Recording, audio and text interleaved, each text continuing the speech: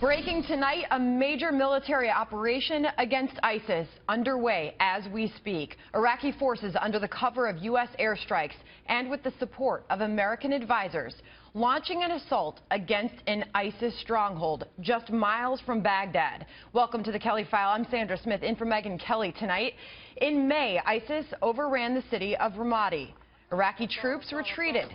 The defeat was largely seen as an embarrassment, exposing a huge weakness in the U.S. strategy to defeat the Islamic State. Ramadi's fall was a big blow. The city is critical in that region. It's the capital of the country's largest province. And just 60 miles from the Iraqi capital, it was just 8 months ago that ISIS raised their black flag, imposing their cruel rule over Ramadi's 500,000 residents. And tonight, we're learning many of those same civilians are being used by ISIS as human shields. Overnight, U.S. and coalition aircraft hammered ISIS positions, and right now, Iraqi forces are struggling for control, facing homicide bombers, sniper fire, and hundreds of IEDs lining the city's corridors. For more on the battle and how it will impact the greater fight against the Islamic State, General Jack Keane is retired four-star general, former vice chief of staff of the U.S. Army, and chairman of the Institute for the Study of War. General, welcome tonight. Glad to be here, Sandra.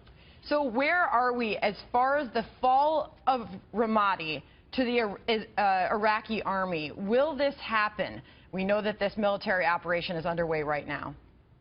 Yes, it's almost a certainty it's going to happen. The reality is the Iraqi army's got this thing surrounded north, south, and east. They've been working on this, for weeks. There were thousands of ISIS fighters in Ramadi. They're largely gone. They're down to a few hundred. They are using the people as human shields, as you indicated. But the most significant obstacle they have are literally thousands of IED mines that are fortified and protecting the ISIS fighters inside the city. The Iraqi army has the capability to breach that. It'll be deliberate, it'll be methodical. They're going to take casualties doing it, certainly. But they will eventually take Ramadi, to be sure. And how big of a victory would that be, General? Well, it'll take us back to where we were prior to May. And we can't make too much out of it, but it does underscore something that we don't say enough, and because we've been so critical of the president's lack of a coherent strategy that's moving far too slow. Listen, the Kurds have literally beat ISIS at every battle that they fought, with air power supporting them to take back their land in northern Syria and northern Iraq. Now, admittedly, that's not Raqqa in Syria, and that's not Mosul in Iraq. But these fighters, these ISIS fighters, are not 10 feet tall. But the real problem we have here, and so our audience understands, is that ISIS is sitting on Sunni lands. And to retake that land, we don't need just Shias in the Iraqi army to do it, because they won't hold it. To hold that land, we need Sunni travel forces. And right now, we don't have anywhere near the numbers that are necessary to do that in Iraq or in Syria. And in Iraq, the specific problem is as much a political one, Sandra, as it is military. By that I mean President Abadi has got to bring the Sunnis back into the political process, but the Iranians are pushing against that.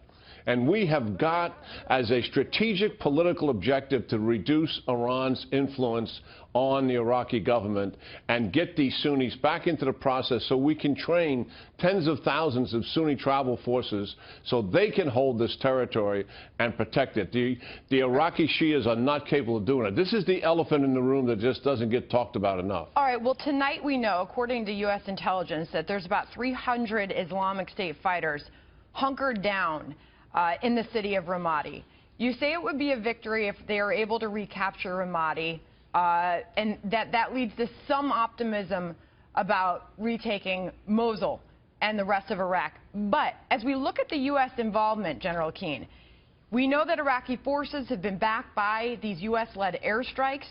U.S. advisors are on the ground. We know they're not involved in direct combat. The Pentagon has offered firepower from Apache helicopters, but we have not yet provided them. General Keane, should we be doing much more in terms of this fight and our U.S. involvement at this point? Oh, yeah, absolutely. And the Sunni tribes would welcome that. They want to see U.S. commitment and U.S. resolve.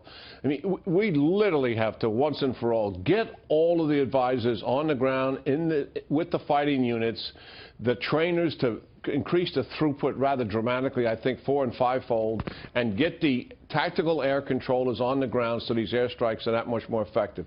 That would probably, Sandra, take our forces in Iraq from 3,000 to in excess of 10,000, and that will also accelerate what we're doing, because the problem we have with ISIS, if we drag it out the way the president wants, this is going to be a several-year campaign, ISIS keeps killing. They will keep killing people in Europe. They will keep killing people in Turkey and Lebanon. And as we now know, painfully aware, they will try to kill Americans as well. So stop the killing. We have to take the territory in Iraq and particularly the territory in Syria away from them. All right. General Keane live for us tonight. Thank you for joining us.